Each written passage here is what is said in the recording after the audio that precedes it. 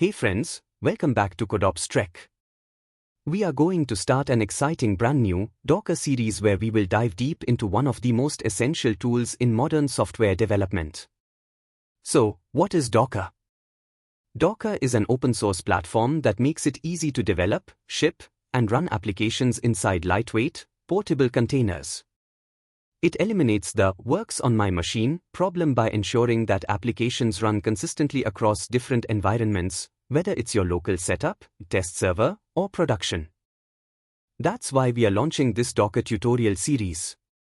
Whether you are a beginner, just starting out, or an experienced developer looking to refine your skills, this series will cover everything you need to master Docker. So, if you are excited to learn Docker from scratch, hit the subscribe button and join us on this journey. Throughout this series, we'll cover essential Docker topics in parts. In first part, we will see Introduction to Docker.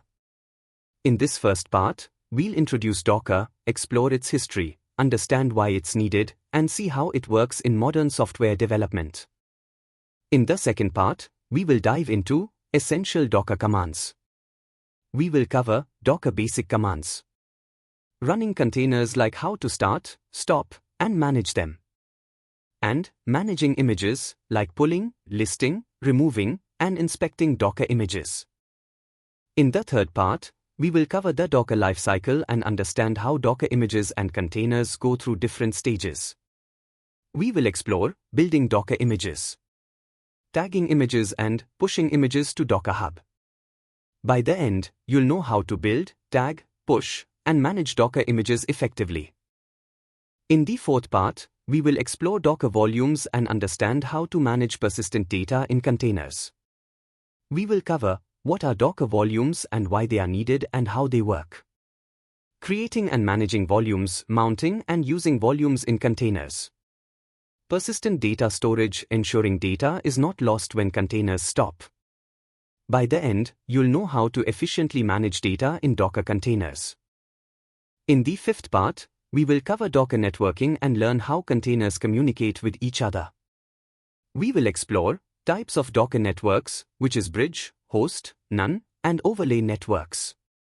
Second, connecting containers, which means enabling communication between services.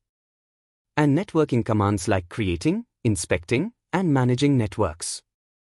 By the end, you'll understand how to efficiently connect containers in Docker. In the sixth part, we will explore Docker Compose and how it simplifies managing multi-container applications. We will cover what is Docker Compose, how to write Docker compose.yml file, and how to run and manage services like starting, stopping, and scaling containers easily. By the end, you'll be able to efficiently manage multi-container applications using Docker Compose.